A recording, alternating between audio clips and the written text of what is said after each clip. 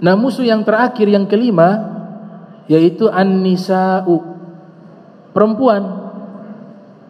Yang lain dia kuat tuh, dunia dia kuat, ya, semuanya dia bisa lewati. Tapi ketika berkaitan dengan masalah perempuan, ada yang gugur. Khuliqal insanu dha'ifa. Betul tidak? Diciptakan manusia lemah.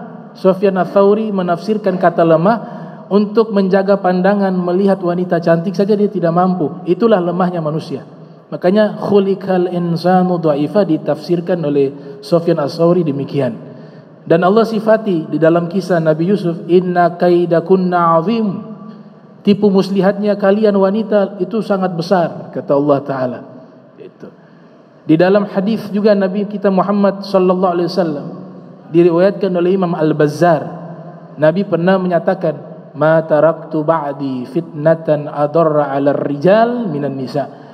Tidak ada sesuatu sepeninggalanku fitnah yang paling berbahaya bagi laki-laki umatku, melainkan fitnah itu adalah fitnah perempuan.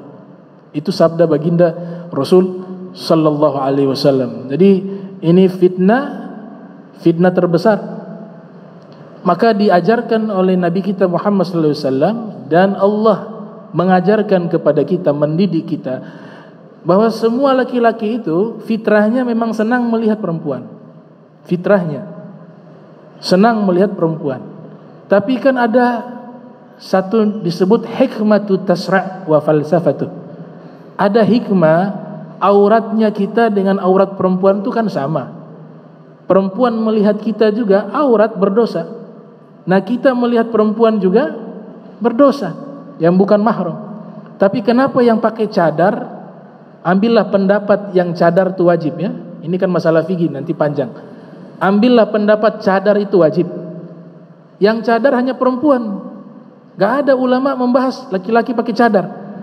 Padahal perempuan juga melihat laki-laki hukumnya sama sebagaimana laki-laki melihat perempuan.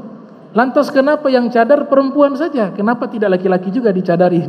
Ini kalau laki-laki cadar ini repot.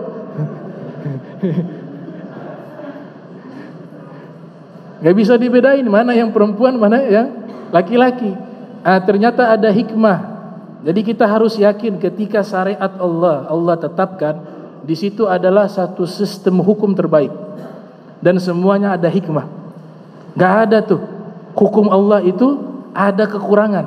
Itu hukum yang paling terbaik. Yang ada di alam semesta adalah hukumnya Allah. Kenapa laki-laki tidak perlu cadar di hadapan wanita? Karena wanita punya sifat malunya lebih tinggi dari laki-laki. Untuk keinginannya ada, sama seperti kita, punya keinginan melihat juga, tapi sudah tercadar dengan sifat malu, sehingga dia tidak berani menatap. Betul tidak? Nah, kalau ada perempuan menatap, ini berarti ada kelainan. Laki-laki gagah itu jarang terjadi seperti itu. Kenapa? Sifat malunya kuat. Sifat malunya kuat. Tanpa laki-laki pakai cadar, dia sudah tidak berani melihat laki-laki. Nah, beda, laki-laki tidak tahu malu. Kalau laki-laki tidak punya malu dan tidak kuat menahan, ya, sifat malunya ada tapi tidak sebesar sifat malunya perempuan. Sehingga kalau lihat ada wanita yang cantik, kadang-kadang spontanitas dia tidak kuat, dia tatap. Ada yang memang senang untuk melihat. Maka Nabi sallallahu alaihi wasallam ajarkan, kalau penglihatan yang pertama lak, itu bagi kamu tidak sengaja lihat. Ya. Kemudian kalau penglihatanmu yang kedua itu adalah dosa, kata Rasul sallallahu alaihi wasallam. Dari hikmah inilah maka laki-laki tidak perlu cadar, karena perempuan juga tidak akan melihat kita, ditutupi oleh sifat malu. Sebaliknya, kita laki-laki tidak mampu menahan daripada keinginan tersebut, dan sifat malunya itu tidak seperti yang dimiliki oleh wanita, sehingga laki-laki lebih cenderung mampu melihat wanita, maka Allah tutupi itu dengan cadar. Itu ada hikmahnya, ya, seperti hukum waris.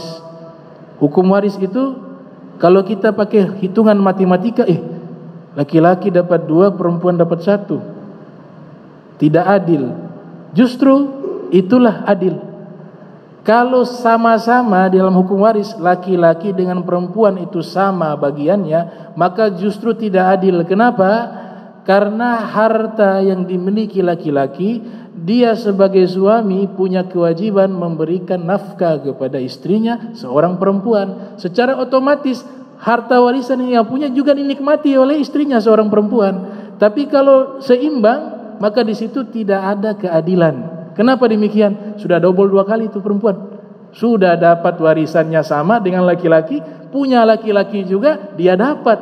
Nah, maka adil itu bukan berarti sama, tapi adil itu meletakkan sesuatu pada tempatnya. Wad'u syai'in fi makani, meletakkan sesuatu pada tempatnya. Nah, inilah 5 musuh yang kita hadapi sepanjang hidup kita sampai meninggal dunia selesai. Ya, tapi yang finish dengan keadaan baik, dia mampu melawan musuh-musuh seperti ini, dia dapat gelar dan titel husnul khotimah. Tapi kalau dia gagal, dia dapat titel dan gelar su'ul khotimah. Ma'adzallah minhu. Ya, semoga Allah Ta'ala berikan kita istiqamah, at-ta'ah wal ibadah, sehat wal afiyah, panjang umur semuanya, diberikan rizki yang halal, yang luas, yang berkah. Allahumma jam'ana hadza jam'a marhuma wa tafarraqna min ba'di tafarraqa ma'suma wa la tajal minna wa la minna syaqiyya wa mahruma. Allahumma nadzih qulubana 'anit ta'alluqi biman dunak waj'alna min qaumin tuhibbuhum wa yuhibbunak. Subhanaka bihamdika asyhadu an la ilaha illa anta astaghfiruka wa atubu ilaik. Wa sallallahu ala sayyidina Muhammadin wa ala alihi wa sahbihi wa barak wa sallam. Wa lakum minkum wassalamu alaikum warahmatullahi wabarakatuh.